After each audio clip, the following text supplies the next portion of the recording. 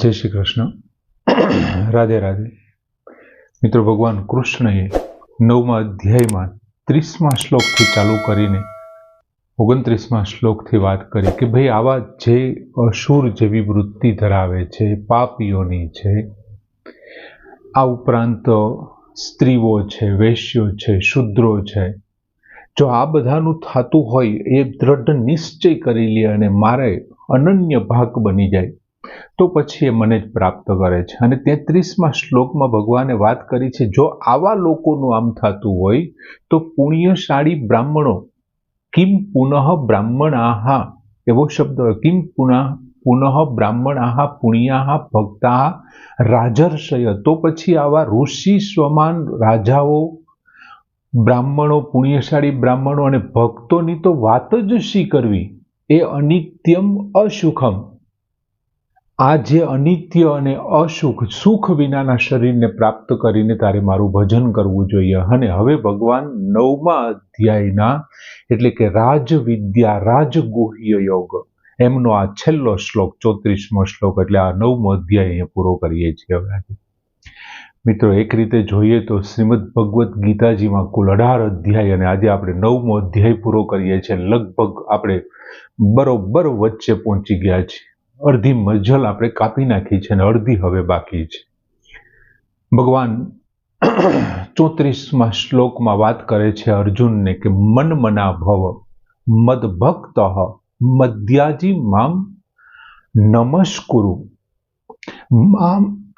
મામ એવ એસ્યસી યુક્ત્વા એવમ આત્મનમ મતપરાયણઃ.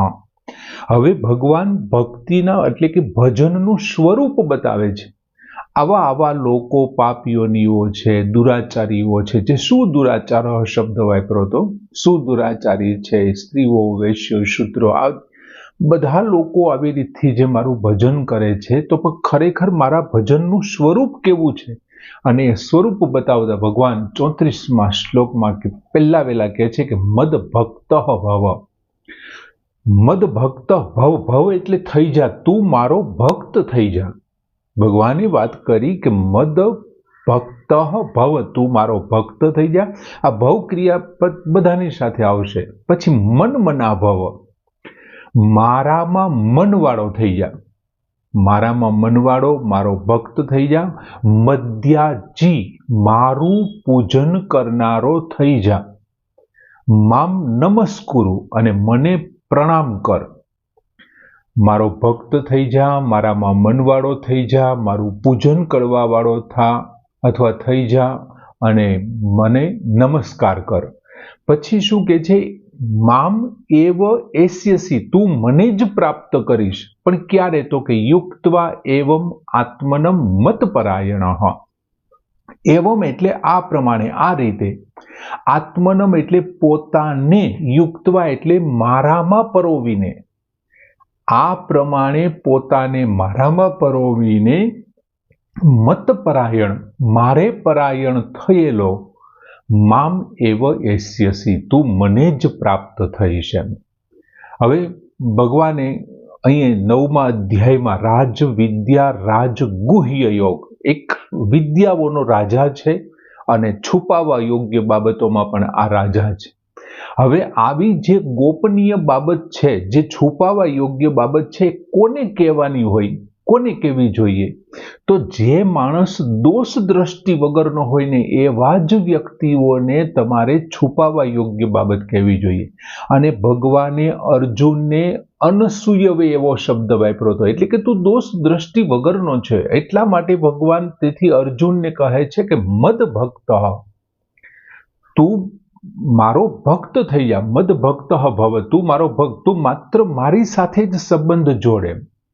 જે અનાદિકાળથી સંબંધ આ જીવનો પરમાત્મા સાથે, જીવાત્માનો સંબંધ પરમાત્મા સાથે છે, આત્માનો પરમાત્મા સાથે, એ આજકાલનો નથી, અનાદિકાળથી છે. અને બીજું, આત્મા પરમાત્માનો અંશ છે, માટે આ સંબંધ સ્વતઃ સિદ્ધ છે. તે ભૂલથી આ સંબંધ કોની સાથે બાંધી લીધો હતો?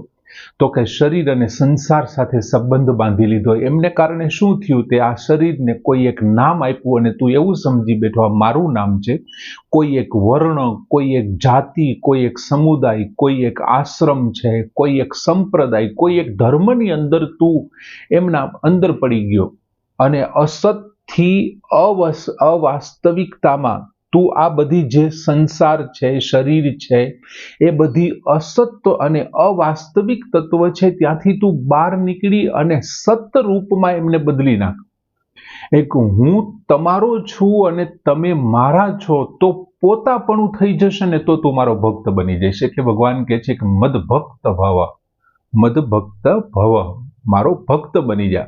પછી ભગવાન બીજું કહે છે મન મનાહા, તું મારામાં મનવાળો થઈ જા, મારામાં મનવાળો થઈ જા.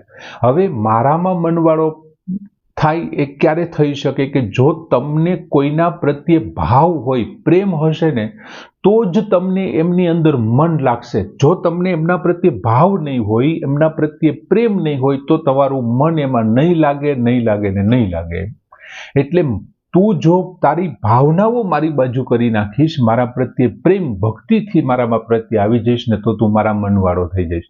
મારામાં મન લાગવાથી શું થશે તો કે તારી અને મારી વચ્ચેનો જે સંબંધ છે ને એ અખંડ થઈ જશે, ક્યારેય તૂટશે નહીં એમ. પછી ભગવાન કહે છે મત્યાજી, મત્યાજી, મત્યાજી એટલે મારું પૂજન કરવા વાળો થા.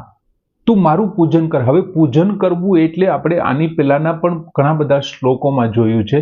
તારી જે કઈ ક્રિયાઓ છે, જે કંઈ તું ક્રિયા કરે છે, પછી એ શારીરિક હોઈ શકે, પારમાર્થિક હોઈ શકે, અથવા તારી રોજગારને લગતી કોઈ છે. ટૂંકમાં તારું ખાવું, પીવું, ઊંઘવું, સૂવું, ઉઠવું, બેસવું, તારો કામ ધંધો, તું જે કંઈ બધી જ ક્રિયાઓ કરે છે તે બધી ક્રિયાઓને તું મારી પૂજા સમજી લે. તું મારા માટે કરે છે, મારી પૂજા માટે કરે છે, મારી પૂજા છે એવું કરીને એને જો પૂજાના રૂપમાં તું કરવાનું ચાલુ કરીશ ને એટલે મધ્યાજી, એ મારું પૂજન થઈ જશે એમ. પછી ભગવાન કહે છે કે મામ નમસ્કુરુ. હવે અહીંયા એક આ વિશિષ્ટતા વાળો આ શબ્દ છે, મને નમસ્કાર કર.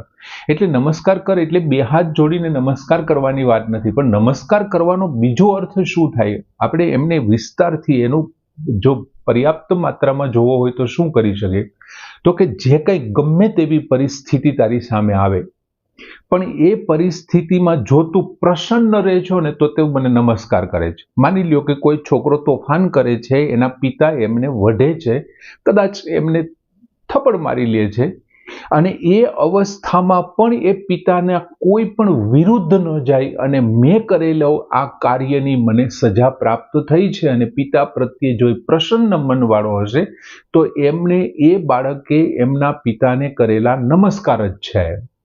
એટલે સ્વીકારવાની વાત છે કે ગમે તેવી અનુકૂળ પરિસ્થિતિ હોય કે પ્રતિકૂળ પરિસ્થિતિ હોય, એ ભગવાને જે મને આપી છે અને એમની પ્રસાદી છે, એ પ્રસાદીનો મારે સ્વીકાર કરવો, એનું નામ છે મેં એમને નમસ્કાર કર્યા છે. બીજું, ઘણી વખત એવું થતું હોય કે કોઈ નબળું કામ હોય ને તો એમાં આપણે નિમિત્ત ગોતતા હોઈએ છીએ કે ભાઈ આમને કારણે આ વસ્તુ ખરાબ થઈ અથવા મને આ ખરાબ પ્રતિકૂળ પરિસ્થિતિ પ્રાપ્ત થઈ. હવે હું ખરેખર તું જો કોઈ પરિસ્થિતિ પ્રતિકૂળ આવશે તો તું શું કરીશ, એમાં નિમિત્ત ગોતો, તો હું જ એમનો નિમિત્ત છું પરિસ્થિતિમાં. ભલે તારું કાર્ય હોય પણ એ આપવા વાળો પરિસ્થિતિ નહીં, નિમિત્ત માત્ર હું છું. તો હું પ્રાણી માત્રનો સુહૃદ છું.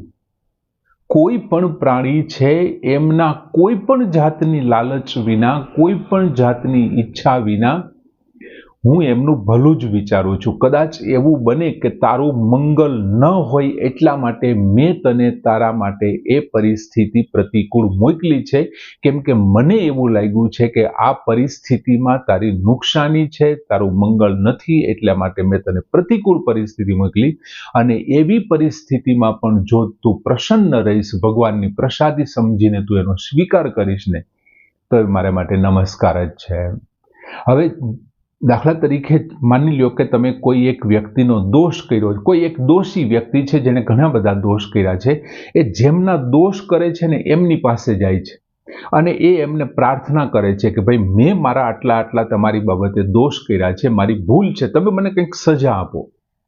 હવે એ એવું નથી વિચારતો કે એ મને અનુકૂળ જ સજા આપશે, એ મને પ્રતિકૂળ સજા આપશે.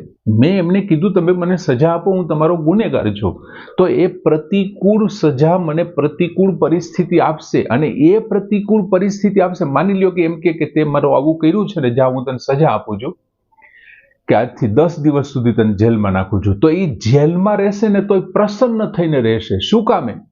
કેમ કે એમણે કરેલી સજાના ફળ રૂપે એમણે સામેથી સ્વીકાર કર્યો. એમ તને જો કોઈ પરિસ્થિતિ પ્રતિકૂળ આવે તો તારે એ પરિસ્થિતિમાં પણ પ્રસન્ન રહેવાનું છે. મારા માટે તે કરેલા નમસ્કાર છે.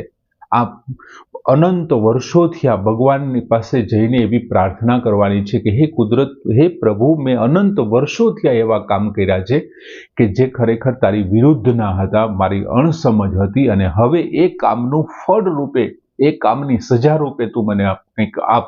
અને એ જે ભગવાન પરિસ્થિતિ મોકલે છે ને, પ્રતિકૂળ પરિસ્થિતિનો સ્વીકાર કરવો, એનું નામ છે કે નમસ્કાર કરવા. પછી ભગવાને બીજી પંક્તિમાં વાત કરી કે મામેવ એસ્યસી યુક્ત એવમ આત્મનમ મતપરાયણ. હવે ભગવાન એવું કહે છે કે અહીંયા એવમ શબ્દ વાપરો. એવમ, આ પ્રમાણે. આ પ્રમાણે એટલે કયા પ્રમાણે કરવાનું? તો કે ઉપરની લીટીમાં જે કીધું ને, મન મના મદ ભક્તા મદ્યાજી અને મામ નમસ્કુરુ, એ પ્રમાણે. મદ ભક્તા એટલે શું? તો કે મને અર્પિત થયેલો. પછી મન મના એટલે શું? તો કે અંતઃકરણ મારા પરાયણ બનેલો. અંતઃકરણ કેના પરાયણ છે? મારા પરાયણ. પછી મદ્યાજી એટલે શું? તો કે તમામ ક્રિયા જે કાંઈ થાય છે ભગવાનના પૂજા સામગ્રી બની ગયા હોય તેવા. અને મામ નમસ્કુરુ થી એમને જે કાંઈ તારું શરીર એ મારા ચરણોને અર્પિત છે, એવું જે આપણે કહીએ છીએ, એ આવી રીતથી જો થાય ને તો તું કેવો થઈ ગયો ગણાશે? તો તું મારા પરાયણ થયેલો છે. અને જો તું મારા પરાયણ થઈ અને મને જો તું મારા પરાયણ થઈ ગયો છે ને, તો ભગવાન કહે છે કે મામ એવ એસ્યસી, તું મને જ પ્રાપ્ત કરીશ, તું બીજા કોઈને પ્રાપ્ત થઈશ જ નહીં. તારી ગતિ છે સિદ્ધિ મારા તરફ હશે અને તું મને પ્રાપ્ત કરીશ. બીજું, હું ભગવાનનો છું એ રીતે એમના અહમતામાં પરિવર્તન આવશે. એમણે જે કાંઈ નામ છે આ તે બધું ધારણ કર્યું હતું, વિવિધ પ્રકારના નામ છે, સંપ્રદાય છે, એમાંથી એ પરિવર્તન આવશે. હું ભગવાનનો છું ને ભગવાન મારા છે. એટલે એમાં થશે શું કે પરિવર્તન જેવું થશે ને, એટલે શરીર છે, ઇન્દ્રિયો છે, મન છે, આ બધું જ શું થશે? ભગવાન સાથે જોડાઈ જશે. કેમ કે હું ભગવાનનો છું અને ભગવાન મારા છે. જેવું એમની સાથે હું પોતે જોડાઈ જાઉં છું, એટલે મારું મન, બુદ્ધિ, ઇન્દ્રિય, શરીર આખું બધું જ ભગવાન સાથે જોડાઈ જશે. અને જેનો અર્થ થશે શરણાગતિ. અને જે શરણાગત થાય છે ને એમને, એ ભગવાન કહે છે મત પરાયણ, એ મારા પરાયણ થઈ ગયો છે. ભગવાનની મરજી વિના કંઈ પણ કરવા કે કરાવવાની સ્ફૂર્ણા જ ન રહે. જે ભગવાન પરાયણ થઈ જાય છે ને, તો ભગવાનની મરજી વિના ન તો કંઈ કરવાની કે ન તો કંઈ કરાવવાની એમને સ્ફૂર્ણા જ થાય.